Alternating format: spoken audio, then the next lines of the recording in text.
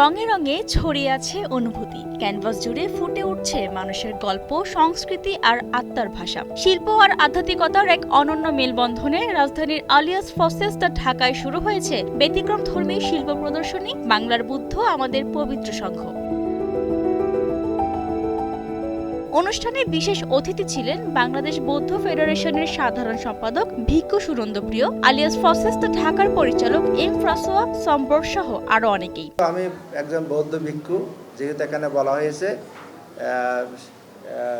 নামের মধ্যে আছে কি আমাদের বাংলার বৌদ্ধ, হ্যাঁ, আমাদের পবিত্র সংঘ। আমি একটা সংঘের সদস্য। আপনারা যদিও এখানে সংঘ অনুবাদটা করেছেন কমিউনিটি হিসেবে, আসলে সংঘ বলতে এটা ইউনিটি। আমরা বাংলার যারা আমরা যেখানে ধর্ম বর্ণ নির্বিশেষে আমরা চাই আমাদের মধ্যে ইউনিটি থাকুক, আমাদের মধ্যে শান্তি থাকুক, আমাদের মধ্যে সম্প্রীতি থাকুক, শান্তির বাতাবরণ আসুক। এইভাবে স্টুডেন্টদের এভাবে গেস্ট করা সচরাচর আসলে হয় না। তো আমি মনে হয় আমি অনেক লাকি, যার জন্য আমি আজকে এতগুলো স্টুডেন্টের মাঝখানে আমি এখানে গেস্ট হিসেবে আছি। আমার খুবই ভালো লাগছে, যেটা আমি ভাষায় প্রকাশ করতে পারতেছি না। বৌদ্ধ ধর্মটা একটা শান্তির প্রতীক।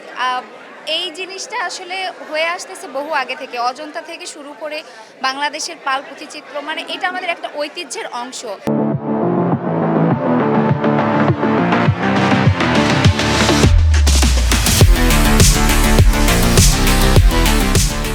এই আয়োজনে উঠে এসেছে বৌদ্ধ সংস্কৃতি, ঐতিহ্য, দর্শন, মানবতা, শান্তি আর সহমর্মিতার নানা দিক। কার্যকরী ধারাবাহিকতা বজায় রাখতে হবে। বর্তমান যে পরিস্থিতি আমাদের, সেই পরিস্থিতির লোকে এটা যদি না করতে পারি আমরা আমাদের আর বিপদে পড়ে যাই। এমনিতে আমরা অনেক ধরনের প্রবলেম আমরা ফেস করছি, আদারে যদি আমরা এটা বন্ধ করে দিই তা আমাদের নেক্সট যে প্রজন্ম আছে সেগুলো আমরা অনেকটা পিছিয়ে যাবো আমাদের সংস্কৃতি থেকে। বুদ্ধের জীবন দর্শন, প্রাচীন ঐতিহ্য, প্রকৃতি ও মানুষের আত্মিক সম্পর্কের গল্প নিয়ে দেশের ৮০ জন শিল্পীর শিল্পকর্ম স্থান পেয়েছে এবারের প্রদর্শনীতে। গৌতম বুদ্ধের সাথে আমার একটা আত্মিক কানেক্টিভিটি এই জন্যই আছে, যখনই আমরা ক্লাস থেকে বের হয়ে বৌদ্ধ হলে যেতাম, বুদ্ধকে দেখলে একটা শান্তির একটা প্রতীক, একটা পিচের বিষয় আছে, সবসময় এটা মনে জাগতো।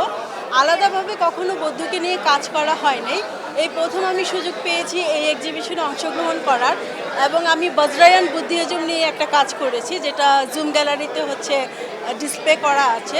আজকের এই দিনে আমাদের প্রতিজ্ঞা হোক যে আমরা কি আবার ফিরিয়ে আনতে পারি না আমাদের সেই সুন্দর সময়, সেই পবিত্র সময়। শিল্পের ভাষায় বৌদ্ধ ঐতিহ্য আর মানবিক মূল্যবোধকে নতুন প্রজন্মের সামনে তুলে ধরতেই এই আয়োজন বলে জানিয়েছেন সংশ্লিষ্টরা। আমাদের পবিত্র সংঘের জাগরণ, এর মাধ্যমে আমরা বৌদ্ধ ধর্মের যে আধ্যাত্মিকতা এবং তার সঙ্গে যে আমাদের শৈল্পিক যোগ, এটার আমরা যোগসূত্র তৈরি করে কি করে উপস্থাপন করা যায় নতুন আঙ্গিকে, নতুন মাত্রায়, এটারই একটা প্রচেষ্টা ছিল।